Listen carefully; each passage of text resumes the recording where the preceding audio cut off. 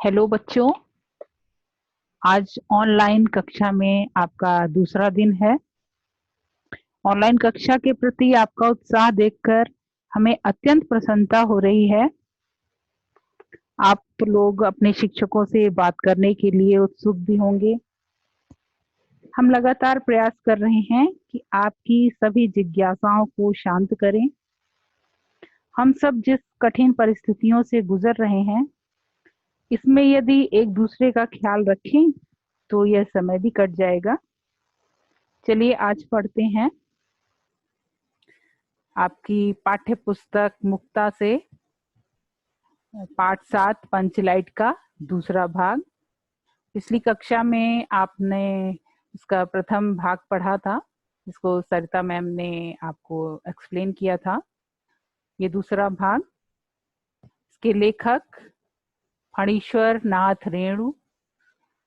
फणीश्वर नाथ रेणु के बारे में मैम ने आपको बताया ही था। ये बिहार के पूर्णिया जनपद के रहने वाले थे। इनको बंगला भाषा और साहित्य में इनकी विशेष रुचि थी। इनको पद्मश्री उपाधि से भी सम्मानित किया गया था। एक तरह से इनको बिहार का प्रेमचंद माना जाता था। जैसे प्रेमचंद हमारे उत्तर प्रदेश के यहाँ पे लमही ग्राम के निवासी थे। काशी के पास जो है लमही ग्राम है, वहाँ के निवासी थे।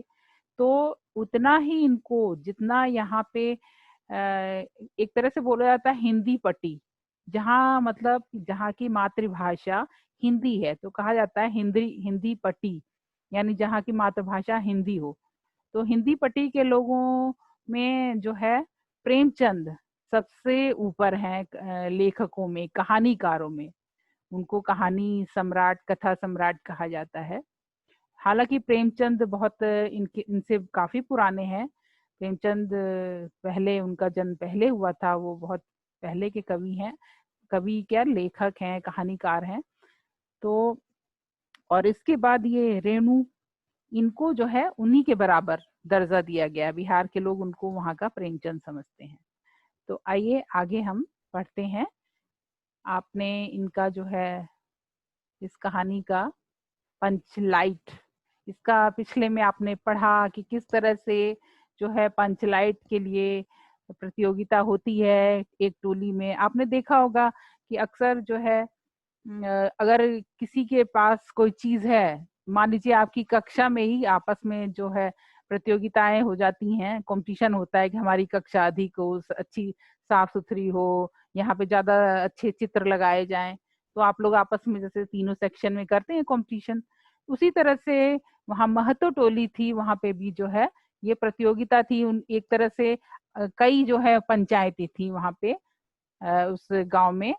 तो कई पंचायतों में जो है 8 पंचायतें थी, 8 पंचायतों में आपस में प्रतियोगिता थी कि किसके पास सबसे अधिक सामान हो, किसके पास दरी हो, किसके पास पंचलाइट। पंचलाइट आपको बताया गया था, पेट्रोमैक्स लालटेन एक तरह से लैंप होता है जो कि मिट्टी के तेल से चलता है। तो पेट्रोमैक्स में हवा भरते हैं, गैस, वो मिट्टी की उसमें बत्ती होती है, मिट्टी के तेल तेल भरा होता है, उसके नीचे टैंक बना होता है। आपको चित्र पिछले उसमें दिखाया गया था। और लालटेन, लालटेन थोड़ा उससे कम है, और जो है उससे उसका जो इंफीरियर जो है वो गैस है, पंचलाइट पेट्रोमैक्स जिसको बोलते हैं। उसमें नीचे गैस भरते हैं पंप से, हवा से, और फिर ऊपर तेल फेंक देता है, और बत्ती होती है कॉटन की, और उस पर आग जलाते हैं। तो ये जो है, बल्कि एक तरह से एक मेंटल करके आता है, उसमें जालीदार एक कपड़ा जैसे बैलून की तरह वो लगाया जाता है, तो उसमें आग पकड़ता है और वो तेज जलता है, बहुत तेज लाइट होती है। तो इसका लैंटेन का और आधुनिक रूप, और अब तो जो है इमरजेंसी लाइट चल गई है। तो यहाँ पे जो इसमें महतो टोली में था कि इस बार जो है हम लोग भी पेट्रोमैक्स खरीदेंगे। अब इतना ज्यादा चाव था, जब पहली बार किसी के पास कोई चीज पहली बार आए तो वो किस तरह से उत्साहित होते हैं। पूरे टोली में बहुत अधिक उत्साह था कि कैसे ये जो है पंचलाइट, पंचलाइट या पंचलाइट बोलते हैं इसे गांव में। तो पंच माने पंचों के यहाँ जो गांव में, जैसे गांव में पंचायत होती है, तो पंचायत की जो लाइट है उसे पंच लाइट बोला गया, इसीलिए उसका पेट्रोमैक्स का नाम पंच लाइट रख दिया गया। तो आपने देखा होगा, पिछले में पढ़ा कि किस तरह से प्रतियोगिता थी और एक दूसरे को सब सोच रहे थे कि शाम को सब लोग इकट्ठा होके या उसकी लाइट में बैठेंगे और पूजा वूजा होगी। बहुत ज्यादा तैयारी हो रही थी कि उसकी लाइट पहली बार कैसे जो है, जैसे उद्घाटन किसी चीज का किया जाता है उस तरह से, कि उस वहां पे पहली बार पेट्रोमैक्स आई थी। तो आज हम पढ़ेंगे इसका दूसरा भाग।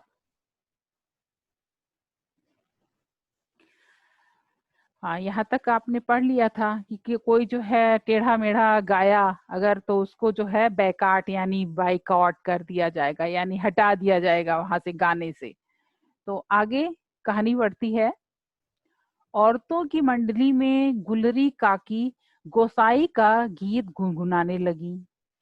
छोटे छोटे बच्चों ने उत्साह के मारे बेवजह शोरगुल मचाना शुरू किया। अब औरतों की मंडली, जैसे आपने देखा हो भजन मंडली, कीर्तन मंडली कॉलेज में होती है, उसी तरह से गांव में औरतों की गाने की औरतों की मंडली है।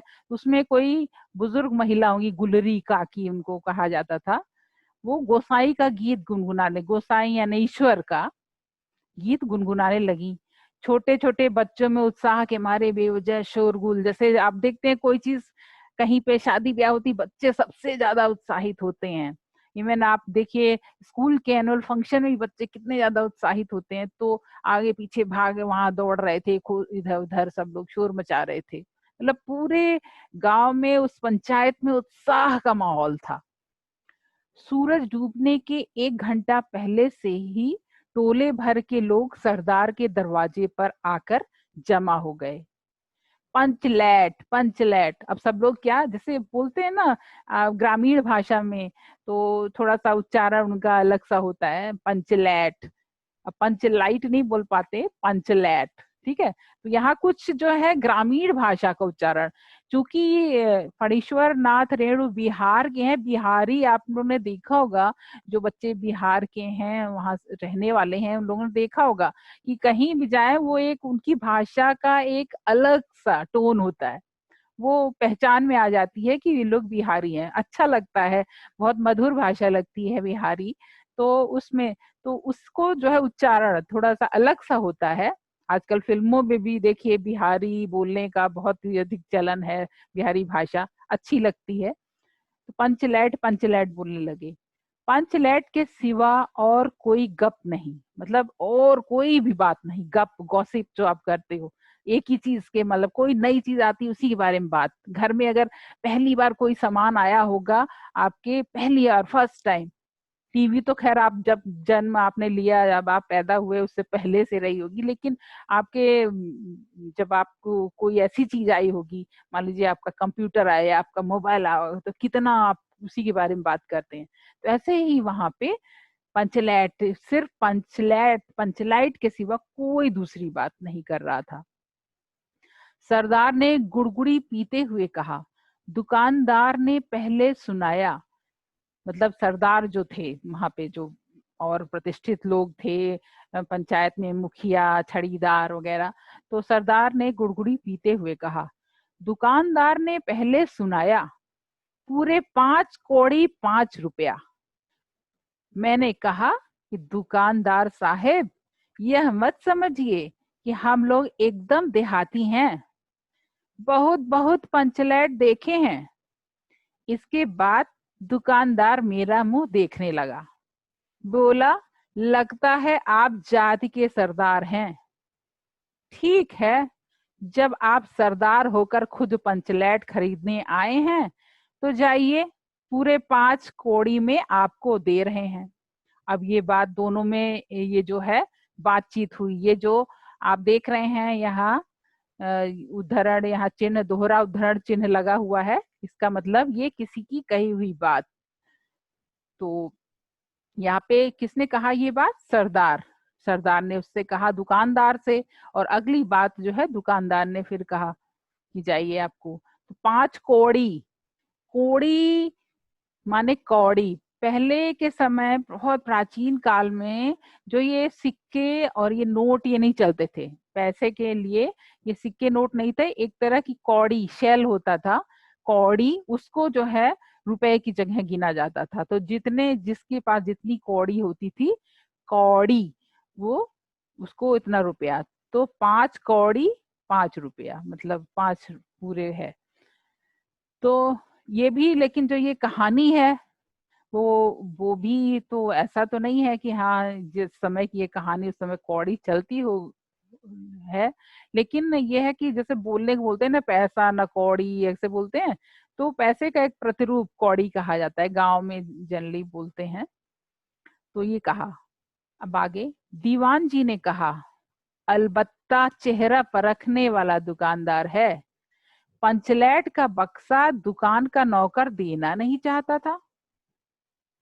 मैंने कहा, देखिए दुकानदार साहेब, बिना बक्सा पंचलैट कैसे ले जाएंगे। दुकानदार ने नौकर को डांटते हुए कहा, क्या रे, दीवान जी की आंख के आगे धूर खेल करता है, दे दे बक्सा।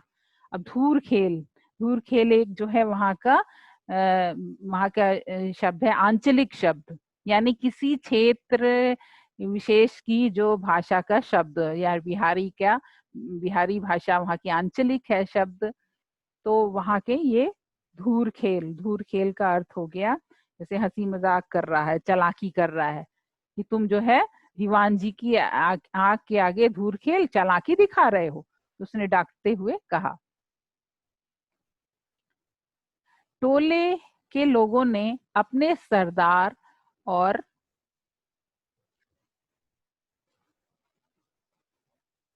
टोलों के टोले के लोगों ने अपने सरदार और दीवान को श्रद्धा भरी निगाहों से देखा।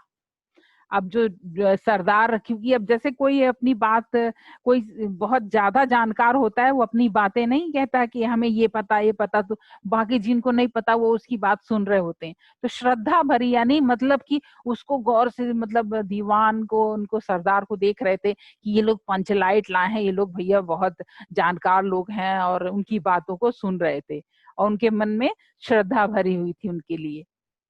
छड़ीदार ने औरतों की मंडली में सुनाया, रास्ते में सन्न सन्न बोलता था पंचलैट। अब जैसे कोई अपने को, किसी लोगों को जो कुछ ज्यादा किसी को पता होता है, तो वो थोड़ा बढ़ के बातें बोलता है।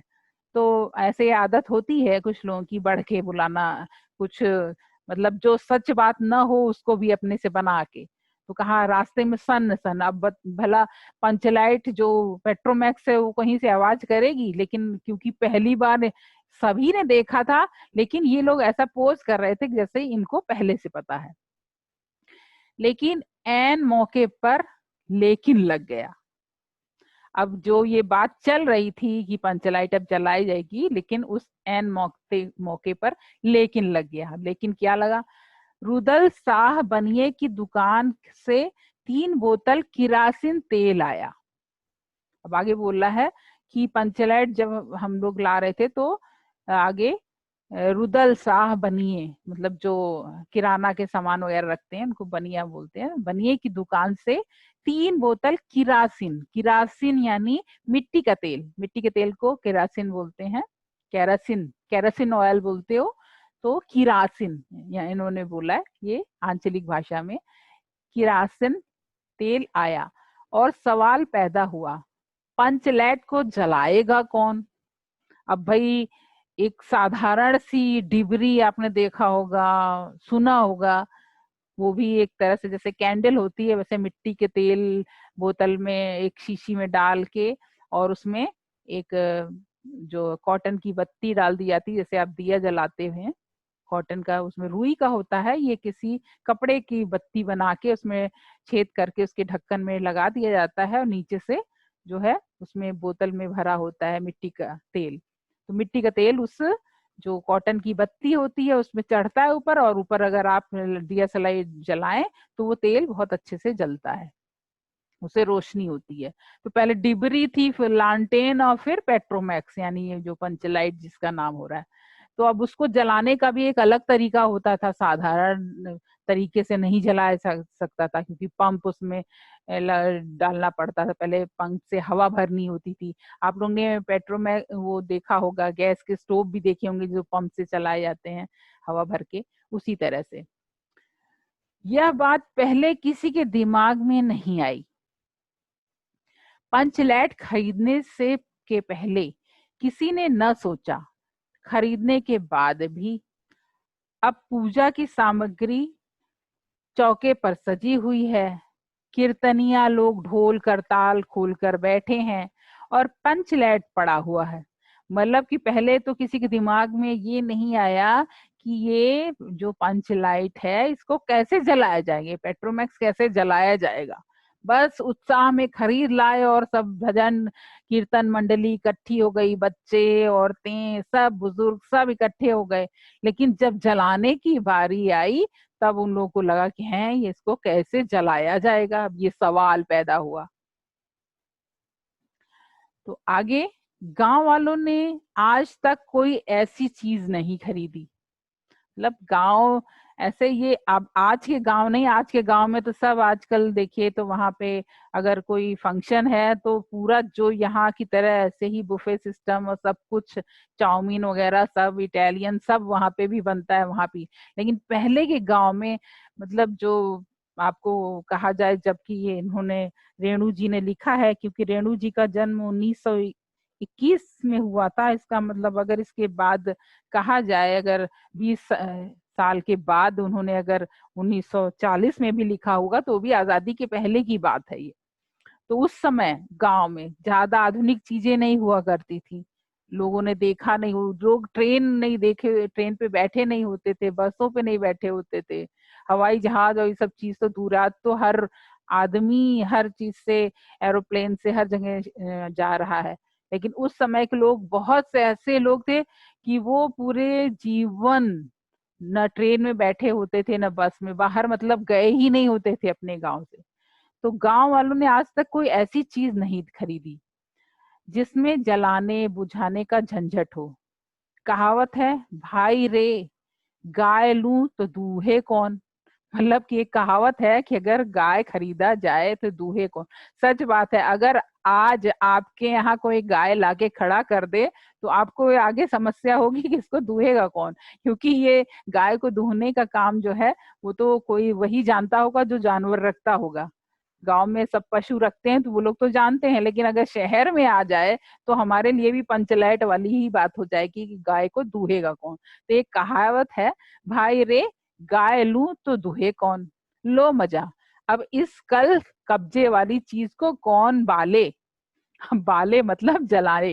इसमें कहा गया कि लो इस कल कब्जे, मतलब जो कल माने जो कि आपका जो नट बोल्ट वाली चीजें हैं, जो टेक्निकल चीजें, एक तरह से कल कब्जे वाली चीज, उसको कौन बाले, अब कौन जलाए इस जो है पेट्रोमैक्स को, इस पंचलाइट को। तो ऐसे आश्चर्य, उन लोगों ने समस्या आ गई उनके आगे। आगे है, यह बात नहीं कि गांव भर में कोई पंचलाइट बालने वाला नहीं, हर एक पंचायत में पंचलाइट है। अब वहां आप आपस में बोलने लगे, हर एक पंचायत में पंचलाइट है, उसके जलाने वाले जानकार हैं। लेकिन सवाल है कि पहली बार नेम टेम करके, शुभ लाभ करके, दूसरी पंचायत के आदमी की मदद से पंचलाइट जलेगा। अब ये लोग ने प्रश्न डाला लोगों ने कि मतलब हर बाकी जो पंचायतें हैं वहां पे तो पंचलाइट है और वहां जलाने वाला भी है, लेकिन हमारे यहाँ पहली बार जो है इतना हम लोग शगुन और शुभ कार्य करके और ये सब जलाने चल रहे हैं, अब उसके लिए दूसरे पंचायत से लाए आदमी।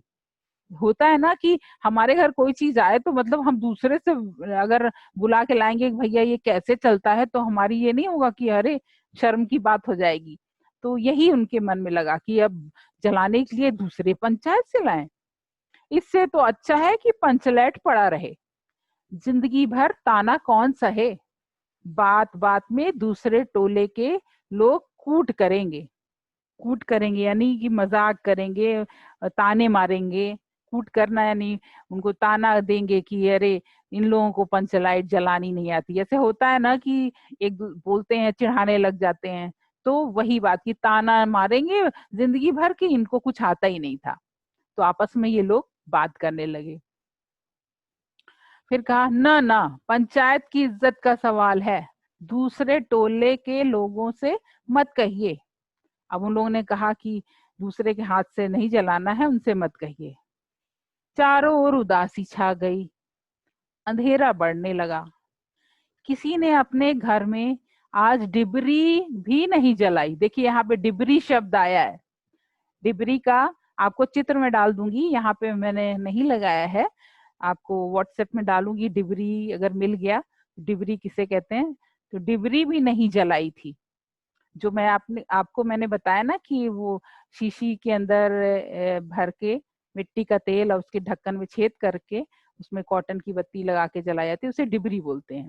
मतलब लालटेन से भी और पहले का रूप डिबरी। फिर उसके बाद आया दिया, बल्कि कहते हैं पहले दिया जलाते थे, फिर दिया के बाद मिट्टी का तेल आया तो डिबरी बनाई गई। डिबरी के बाद लालटेन आई, लालटेन के बाद जो है पेट्रोमैक्स, इसको गैस बत्ती बोला जाता है, देहाती में लोग गैस बत्ती बोलते हैं। तो कहा डिबरी भी नहीं जलाई, मतलब सब इतने उदास हो गए कि आज उनके यहाँ लाइट भी नहीं जलाई गई। आज पंचलैट के सामने डिबरी कौन बालता। अब मतलब कि जैसे कि आपके घर अगर आ जाए कोई चीज, अगर आपके घर बड़ी सी कार आ जाए, तो जो बाकी मोटरसाइकिल स्कूटर या पुरानी कार को तो उधर आदमी कर देगा सब उसके लिए, और पता चला कार आई और वो चले ही ना, चलाना ही ना आए, ऐसी कोई समस्या आ खड़ी हो। तो एकदम वैसे ही है कि कोई ऐसी कार आ जाए आपके घर जिसको अलग ढंग से, इस तरह से नहीं किसी और ढंग से चलाया जाता है। जैसे सुना होगा गूगल कार वगैरह है, तो उसको चलाना सबको तो नहीं आता होगा, उसके स्पेशल ट्रेनिंग लेनी पड़ेगी। तो वही बात इनको लग रहा था। इसी उसी उत्साह में इन्होंने आज अपने घर में डिबरी भी नहीं जलाई कि आज तो पंच लाइट की रोशनी में बैठेंगे, कौन डिबरी जलाए। सब किए कराए पर पानी फिर रहा था। सरदार दीवान और छड़ीदार के मुंह में बोली नहीं। मतलब अभी जो शुरू में सरदार और दीवान जो है इतना आगे दिखा रहे थे, बातें कर रहे थे, उन लोगों को एक दूसरे उनके ऊपर बोल रहे थे कि हमने ऐसे कहा दुकानदार से और उसने हमें दे दिया ये समझ के, लेकिन अब उन लोग के मुंह से, सरदार दीवान और छड़ीदार के मुंह से बोली नहीं। छड़ीदार दीवान सरदार जैसे है, जो मुखिया है गांव का, वो सरदार है, फिर दीवान है, ये लोग मुकदमे पंचायत के देखते हैं। छड़ीदार होता है एक तरह से उनका सपोर्टर सपोर्टर होता है मुखिया का। तो उन लोग के मुंह से बोली नहीं निकल रही थी, चुपचाप कोने जाके दुबक के बैठ गए कि समस्या आ गई, कैसे पंचलाइट जलाई जाए। पंचों के चेहरे उतर गए थे। जो पंच लोग थे, पंचायत में 5 लोग होते हैं ना जो मुकदमों का निर्णय करते हैं, तो उसके पंचों के, इसीलिए पंच बोला जाता है, 5 से बना है पंच। तो पंचों के चेहरे उतर गए। किसी ने दबी आवाज में कहा, कल कब्जे वाली चीज का नखरा बहुत बड़ा होता है। अब ये कल कब्जे वाली चीज का, यानी कि जो टेक्निकल चीजें, कल कब्जे वाली यानी टेक्निकल चीजें जो होती है उसका नखरा। अभी भी बहुत से लोगों को बहुत सी चीजें, देखिए आजकल भी है, ऑनलाइन है एजुकेशन, हम लोग ऑनलाइन पढ़ा रहे हैं, तो बहुत सारी नई नई चीजों के बारे में जानकारी मिली। और कुछ चीजें ऐसी थी कि शुरू में उस चीज को चलाना दिक्कत हो रही थी, और फिर धीरे धीरे सबने सीखा भी। बहुत जगह आप लोग ने भी नई नई चीजें देखी होंगी इस तरह से, कैसे पहली बार है ये ऑनलाइन एजुकेशन हम लोग पढ़ रहे हैं। डिस्टेंस लर्निंग आपने सुना होगा शब्द, ये तो है, लेकिन डिस्टेंस लर्निंग पहले होता था जिसमें कि जैसे आपको स्टडी मटेरियल दिया गया था रिटन, उसी तरह से पेपर जो है, खूब सारा स्टडी मटेरियल बुक्स वगैरह वो दूर से, जैसे यूनिवर्सिटीज से अगर हम वहां जाके पढ़ना नहीं होता, यूनिवर्सिटीज या कॉलेजेस भेजते हैं जो पढ़ता है उसके घर पे, पोस्ट से, डाक द्वारा, तो वो फिर उसमें पढ़ते हैं लोग बुक्स वगैरह से। फिर उसी तरह से डिस्टेंस लर्निंग के पेपर वगैरह भी होता है। तो वो तो पहले होता था, लेकिन इस तरह से हम ऑनलाइन, जिसको शब्द बोल दिया गया ऑनलाइन एजुकेशन, ये भी तो पहली बार हो रहा है हमारे लिए, हम सब के लिए ये पहला अनुभव है। और इस तरह से कभी जो महामारी पूरे विश्व में एक जैसा ही रूप हम लोग के, शायद बहुत बहुत लोगों के जीवन में, जो हमारे पूर्वज लोग, हमारे दादा दादी और लोग जो पहले परदादा वगैरह गुजर गए, उनके जीवन में भी नहीं आया रहा होगा। पहले वर्ल्ड वॉर के समय एक बीमारी आई थी, प्लेग, जो कि चूहों से होती थी, तो वो था। अब ये कोरोना नया है, अब ये इतिहास बन गया है, इसकी बहुत सारी चीजें जो है एक तरह से इतिहास बन गई। और जो आजकल घटित हो रहा है, इन सबको एक जगह लिखने वाली चीज है। इन सब जो डे बाय डे आप लोग देख रहे हैं चीजें, उसको तो आप लोग एक तरह से डायरी मेंटेन कीजिए, उसमें लिखिए। तो यही इसमें भी है कि यहाँ पे कल कब्जे वाली चीज का नखरा है। मान लीजिए ऑनलाइन एजुकेशन पढ़ा रहे हैं, कहीं लैपटॉप का नखरा, कहीं इंटरनेट कनेक्शन का नखरा, ये सब है ना। और सिंपल अभी हम क्लास में पढ़ाते हैं, कोई नहीं, सब कुछ आराम से चौक से लिखा बोर्ड से, सिंपल तरीका। लेकिन अब इस तरह से भी पढ़ाया जा सकता है। ये अच्छा भी है एक तरह से, और इस तरह समस्या भी होती है। हर चीज में समस्या और अच्छाई दोनों चीजें हैं। तो आज का पाठ हम यहीं पे, आज के पाठ का यहीं पे विराम देते हैं। और अगले भाग में, अगला अंतिम भाग इसका हो सकता है, अंतिम भाग रहे पंचलाइट का, इस पाठ का। और इसके साथ ही व्हाट्सएप पे मैं छोटे छोटे प्रश्न, जो मैंने वीडियो में, मतलब यहाँ लिखा नहीं है, पर वीडियो में मैंने डिस्क्राइब किया है, आपको बताया है, उसमें से या अलग से मैं थोड़ा सा प्रश्न छोटे छोटे पूछूंगी। उसको आप लोग किसी रफ कॉपी में लिखिएगा, क्योंकि यहाँ अभी क्लास चल रही होती तो मौखिक रूप से मैं क्वेश्चन पुटअप करती, आप जवाब देते, लेकिन अब यहाँ तो ऐसा पॉसिबल नहीं है। तो व्हाट्सएप पे मैं लिखूंगी, आप उसको जो है प्रश्न देख के आप तुरंत जो है उसको जवाब, उसको अपने एक रफ कॉपी पे लिखिएगा। वहां पे जवाब आप हिंदी में लिख भी सकते हैं, नहीं भी लिख सकते हैं, उसकी कोई जरूरत नहीं है। अगर लिख सकते हैं, थोड़ी देर ग्रुप खुलेगा इसके लिए वीडियो देखने के बाद, तो आप वहां पे जवाब दीजिएगा। तो और उसको रफ कॉपी में लिखिए। इसकी कोई प्रॉब्लम नहीं कि अभी जो हम देंगे उसको आप फेयर में लिखिए, फेयर का अलग से आपको भेजा जाएगा इसी ग्रुप में भी। जैसे आपको अभी आपने बताया कि एक पहले लेसन का दूसरे लेसन का नहीं पहुंच पाया, उसी तरह से पीडीएफ बना के भेजा जाएगा। तो आज इतना ही, ठीक है बच्चों, आज इतना ही विराम देते हैं। धन्यवाद।